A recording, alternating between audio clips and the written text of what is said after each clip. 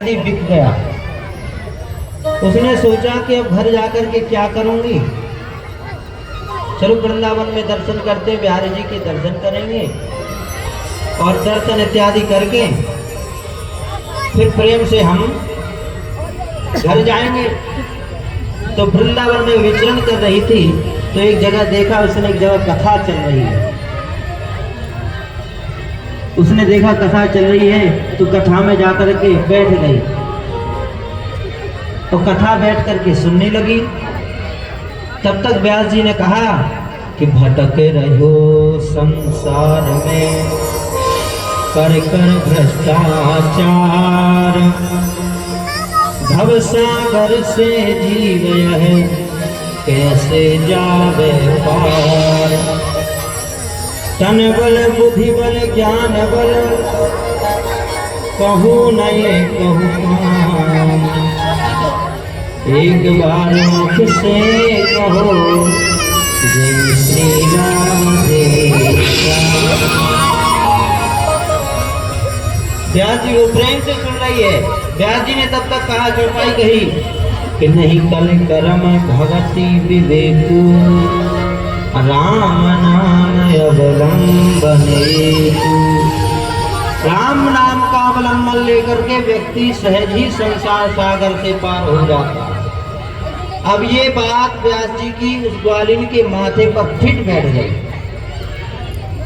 कथा सुन के जैसे ही यमुना के उस पार गांव जाने लगी, ध्यान दीजिएगा, जैसे ही अपने गांव जाने आया कि व्यास जी ने कहा था कि राम नाम से, भगवान के नाम से भवसागर से पार हो जाता है, तो हम नाव वाले को पैसा काहे को दो। जब भवसागर से राम नाम से पार हो रहे हैं तो हम क्या एक छोटी सी यमुना पार नहीं कर सकते। जहां पर नाव का घाट था वहां पर वो ग्वालिन गई नहीं, वहां पर नहीं गई, दूसरे घाट पर पहुंची। अब दूसरे घाट पर पहुंची तो उसने अपना पहला कदम रखा यमुना जी में कि मैं पार होगी कि नहीं। उसने कहा राधे श्याम राधे श्याम राधे श्याम राधे श्याम राधे श्याम राधे श्याम राधे राधे श्याम राधे श्याम राधे श्याम।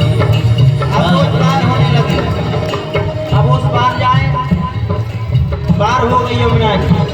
अब दूध भरे फिर से बोले राधे श्याम राधे श्याम राधे श्याम राधे श्याम। अब आप ध्यान दीजिएगा, अब इसको यमुना जी में पार करते करते राधे नाम से राधे श्याम कह करके कई दिन हो गए, 3-4 महीने बीत गए। 4 महीने बाद जब इसके 5 रुपए खर्च होता था नाव वाले को, सेवक को देते थे, वो बच गया। अब इस ग्वालिन ने सोचा कि बच गया तो उन पंडित जी को मैं जरूर भोजन घर में कराऊंगी जिसने ये मंत्र दिया है। मंत्र के असर से मैं यमुना जी के पार जा रहा हूँ, इतना पैसा बच गया, मैं ब्राह्मण भोज कराऊंगा, पंडित जी को खिलाऊंगी, पंडित जी को खिलाऊंगी। पंडित जी अपने घर में थे, वृंदावन के ही थे। पंडित जी के पास पहुंची, पंडित जी के सामने हाथ जोड़ी, उसने कहा कि गुरुजी आज हमारे यहाँ भोजन है, आज आपको हमारे यहाँ आना है। व्यास जी ने कहा बिल्कुल, कल कितने बजे? उन्होंने 10 बजे आ जाऊंगा। तो हमने घर तो देखा नहीं है। ग्वालिन ने कहा तो मैं लेने आ जाऊंगी। ठीक है आप आ। दूसरे दिन हुआ, पंडित जी ने अपना जो है बगल बल्ली को खूब सुंदर टीका लगा करके, सुंदर माला पहन के, घड़ी पहनी और सुंदर वस्त्र इत्यादि पहन के पंडित जी तैयार हो गए। अब ग्वालिन आई दूसरी दिन, पंडित जी से कहा महाराज चलो। पंडित जी को लेकर के ग्वालिन चलने लगी। अब पंडित जी पीछे पीछे, ग्वालिन आगे आ गई, क्योंकि रास्ता बताने वाला आगे जाता है। तो ग्वालिन उस ओर नहीं गई जहां पर नाव रखी रहती थी, उस घाट पर नहीं गई, दूसरी ओर गई। अब जब वो सोर गई तो पंडित जी ने सोचा कि नाव का घाट तो इधर है, इस तरफ कहाँ जा रही है, यहाँ कहाँ जा रही है।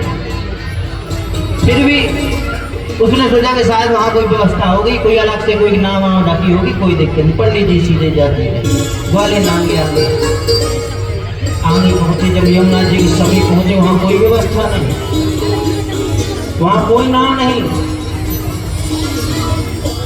उसने सोचा शायद कुछ दिखाई नहीं दे रहा, जल के अंदर ना कुछ हो। तो इसने ग्वालियर ने पैर रखा, राधे श्याम राधे श्याम राधे श्याम राधे श्याम। अब आप ध्यान दीजिए, राधे श्याम कहकर ये पार हुई। अब व्यास जी ने सोचा कि शायद इसमें कुछ लगा है, दिखाई नहीं। तो व्यास जी जैसे ही यमुना जी में लात रखे तो कमर के नीचे घुस गए, कमर तक पानी। अब गुरु जी डूबने लगे और आगे ले गई।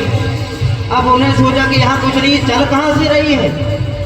उसने गुरु जी का हाथ पकड़ा और वो हाथ पकड़ के कहा, गुरु जी बोलो राधे श्याम, गुरु जी बोलो